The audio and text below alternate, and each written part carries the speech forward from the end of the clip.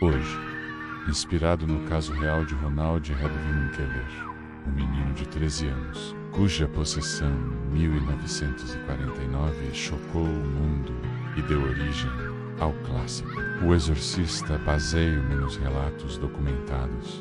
A tia espiritualista que o introduziu ao tabuleiro, cuja sua morte súbita, os fenômenos poltergeist, os arranhões no corpo, as vozes infernais e os exorcismos exaustivos realizados por padres jesuítas em Maryland e Santa Louis. Nos fatos reais, a tia morreu de esclerose múltipla. Ela escorregou da escada após vislumbrar a entidade libertada, que a fez cair como o primeiro sacrifício. O resto segue entrelaçado com a ficção, tecendo o inexplicável em pesadelos que ecoam a verdade.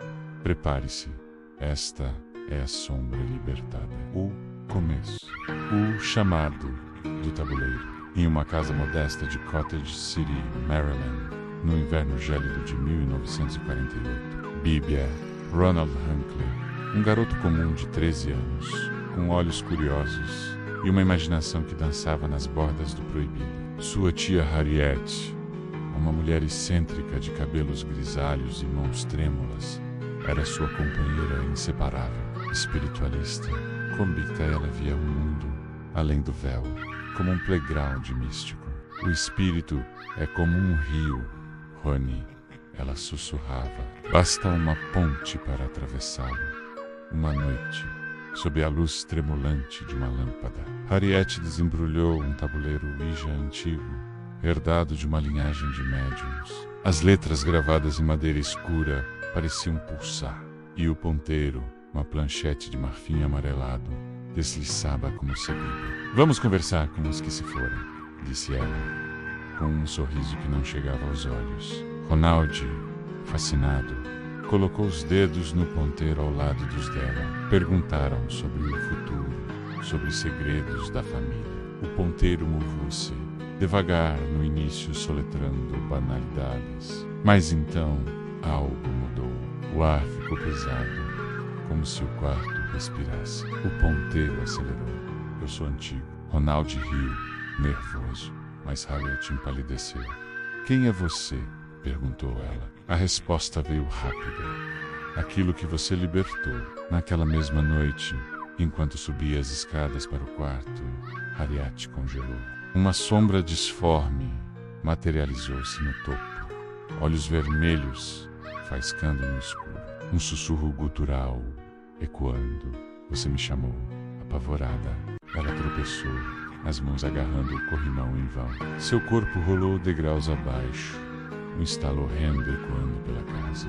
Ronald encontrou-a no pé da escada, pescoço torcido, olhos vidrados em terror eterno. Os médicos chamaram de acidente trágico, em janeiro de 1949. Mas Ronald sabia. O tabuleiro havia aberto uma fresta no véu, e algo rastejante, uma entidade primordial faminta por almas, havia escapado.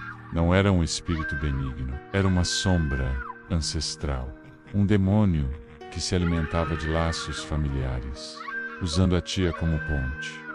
Sua morte não foi o fim, foi o começo da fome, o meio, a fome da sombra. Dias após o funeral, a casa dos Ankeler transforma-se em um labirinto de horrores. Ronald acordava com sons de arranhões vindos das paredes, como unhas afiadas, raspando madeira. É só o vento, dizia sua mãe. Mas Ronald via as marcas, sulcos profundos que formavam palavras em latim arcaico, e X e saia. Móveis tremiam sozinhos. Uma cadeira voou pelo quarto, estilhaçando uma janela. À noite, vozes ecoavam de sua garganta, graves e guturais, falando em línguas mortas que ele nunca aprendera. Eu sou o que foi libertado, rosnava a voz. E sua tia foi o preço inicial. A família, aterrorizada, buscou ajuda na igreja luterana primeiro, mas os pastores recuaram quando viram os arranhões no peito de Ronald, cruzes invertidas que sangravam sem feridas, soletrando nomes de demônios bíblicos. É possessão, murmurou um deles, antes de fugir. Os pais o levaram para Este, Louis, Missouri, onde padres jesuítas, o padre Williams Boldern e o padre Raymond J. Bishop,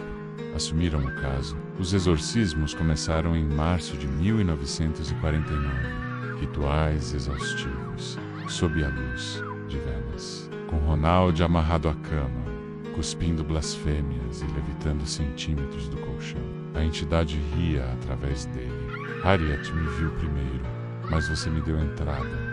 Eu me alimento de sua inocência, menino. E quando eu terminar, sua família será a próxima.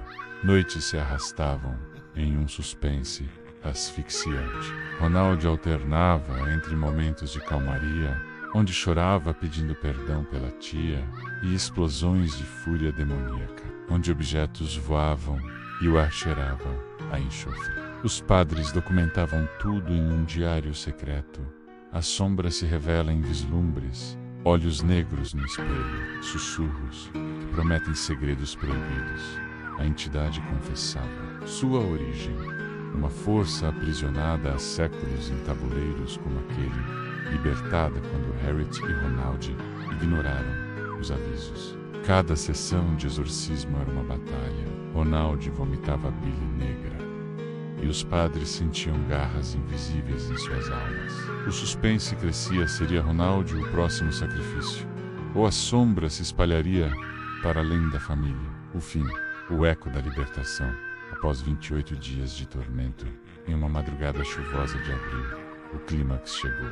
Amarrado à cama no hospital jesuíta, Ronald arqueou o corpo em um ângulo impossível, gritando em uma voz que ecoava como 1000 almas: eu sou Lydian, e eu retorno. O padre Boldern, suor escorrendo pelo rosto, entoou as palavras finais do ritual. Em nome de Cristo, saia! Um trovão ribombou fora da janela, e Ronald desabou, inerte. Quando acordou, era ele mesmo novamente, olhos claros, voz suave. Stagon, murmurou, exausto. Os padres declararam vitória.